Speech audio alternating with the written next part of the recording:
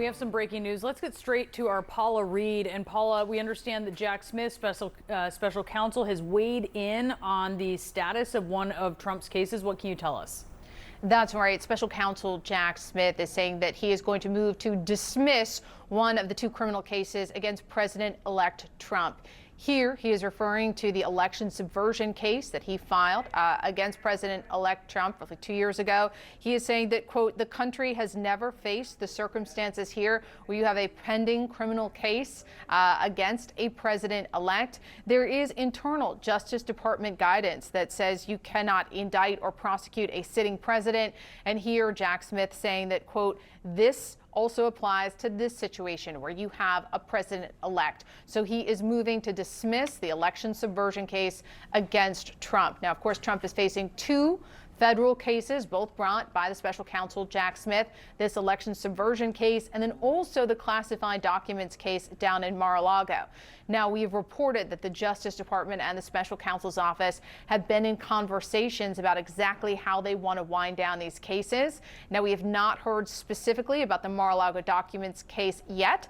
That is a little more complicated in terms of winding down because, of course, Trump has two co-defendants there who are not presidents-elect. So we'll be watching to see what the special counsel does here. But in terms of the special counsel's case against Trump related to January 6th and his alleged efforts to interfere with the outcome of the 2020 election, here Jack Smith asking to dismiss this case. Now, this is not a big surprise. A short time ago, a couple weeks ago, Smith has asked the court for more time to, quote, assess the unprecedented circumstances of having a pending case against a president-elect. And they asked the court for more time to assess what they should do. And again, not a huge surprise that they were going to ask to dismiss this case because the president-elect has made it clear. Once he's in office, he intends to fire Smith and get rid of his entire office. It was also expected he would get rid of the two cases against him. He can do that as president. He can have his attorney general fire the special counsel, dismiss cases. But here it looks like Jack Smith trying to beat him to it and asking for this case to be dismissed. And we're watching and waiting to see if we get a similar filing related to that other federal case pending against the president-elect down in Florida related to the alleged mishandling of classified documents. Paula, as you said, these filings not coming as a surprise given that Donald Trump won the 2024 election. But stepping back, put this into context for us more broadly, because this is the closure of one of the most significant chapters of the legal woes that Trump has faced. These charges were filed more than a year and a half ago, and a lot of work went into this. Yeah, I mean, this must be devastating for the special counsel, Jack Smith. He was brought in to handle these two cases. But the fact is that there is internal Justice Department guidance that says that you cannot indict or prosecute a sitting president.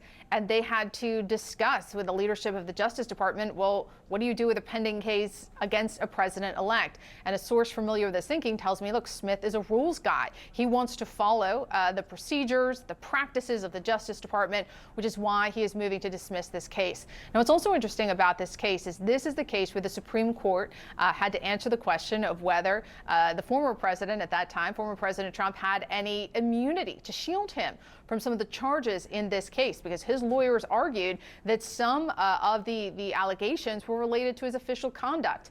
And the Supreme Court took roughly 7 months to weigh in on that question. And of course, they did rule that he had some immunity to protect him from prosecution.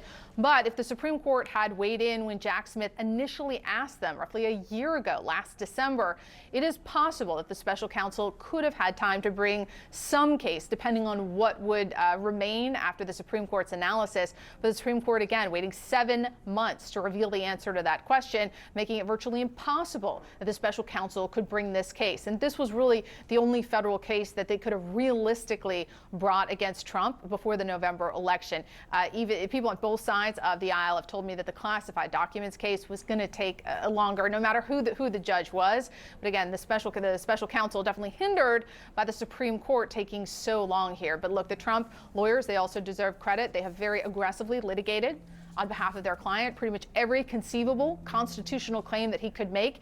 They have made it, and they were successful even beyond their expectations with the immunity argument at the Supreme Court. But once he became president-elect, they made it clear they were going to press to have all of these cases tossed out. And if they weren't, Trump was going to have his attorney general do it once he or she got into office. So this is not a huge surprise. The special counsel moving to dismiss this historic case. All right, Paula Reed, thank you so much. Yeah, please stand by, Paula. We want to discuss this and more with Democratic Congressman Dan Goldman of New York. He sits on the House Homeland Security Committee. Congressman, thank you so much for being with us. Just right off the bat, your reaction to Jack Smith announcing that he will file to dismiss the charges in the election subversion case against former President Trump. Well, look, I certainly understand why he did it, given the Department of Justice policy that you cannot prosecute a sitting president. I think it is a shame for justice in this country. It establishes that Donald Trump is above the law. The Supreme Court put him above the law in that opinion that Paula just mentioned. But now he appears to escape full accountability for what were crimes charged by a grand jury. And I would just add one other thing that we ought to pay close attention to. We cannot normalize the fact that Donald Trump, as the president-elect, should not be held accountable for crimes that he committed before. If he were to have fired the special counsel, that would be a gross abdication of the independence of the Department of Justice. And if the shoe were on the other foot, for example, and Joe Biden were to have fired David Weiss, who clearly had a politicized investigation because the House Republicans effectively scuttled a plea agreement, everyone would be up in arms. So let's make sure that we don't normalize Donald Trump's political partisan behavior that has no place under our rule of law. Congressman, you know that the American people were well aware of the charges that Donald Trump was facing in this case and several others. What do you make of the argument that they essentially served as a jury, and by re-electing him and now making him president-elect, they have weighed in on these matters? I don't give any credence to that argument. I think what was very clear is that people voted for Donald Trump because they thought that he was going to improve the lives of the middle class, and perhaps in addition that he would secure the border. They did not vote for him to dismantle our democracy, to attack the Constitution, to politicize all of our agencies, and certainly not as a referendum on his criminal cases. Those cases should have been played out in a court of law. I believe the Attorney General should have started the investigation a lot earlier. I believe the Supreme Court should have moved much quicker in its opinion. And Donald Trump should not have been able to run out the clock on these charges. But I certainly don't think anything that came from the election was a reflection of support for Donald Trump getting rid of these cases, largely because the American people, as you and I as well, we don't know what the actual evidence is. I mean, I imagine that a lot of voters had to know that those cases would go away if he were president, given what you said about the Supreme Court's ruling on immunity. That doesn't change the way you think about this at all? The fact that voters must have known that he wasn't going to prison or be convicted of some of these crimes if he was going to be elected? Well, look, I think ultimately the majority of voters who voted for Donald Trump decided that what they're dealing with in their day-to-day lives, understandably, matters a lot more than what's going on in a criminal court with Donald Trump. I think it's sad. I think it should be disqualifying, but I certainly understand why people are more focused on their price of groceries, on their job prospects, on the affordability crisis. But I do expect, Boris, that the special counsel will release a very detailed and exhaustive report outlining all of his evidence. That is the ordinary course for a special counsel when they wind down. And I would expect that the special counsel will do that before he leaves office.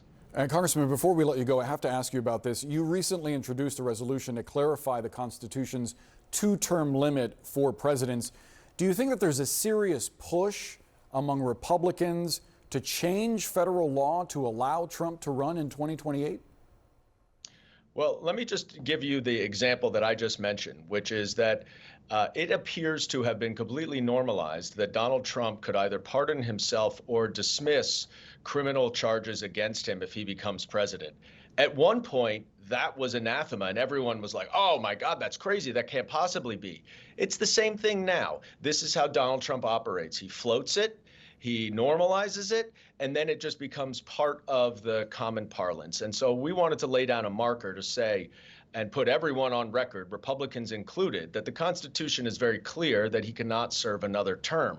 And what my fear is that with him floating that, with some of his cabinet picks, which clearly are prioritizing political loyalists, that Donald Trump is well on his way to dismantling our government and the way that it operates.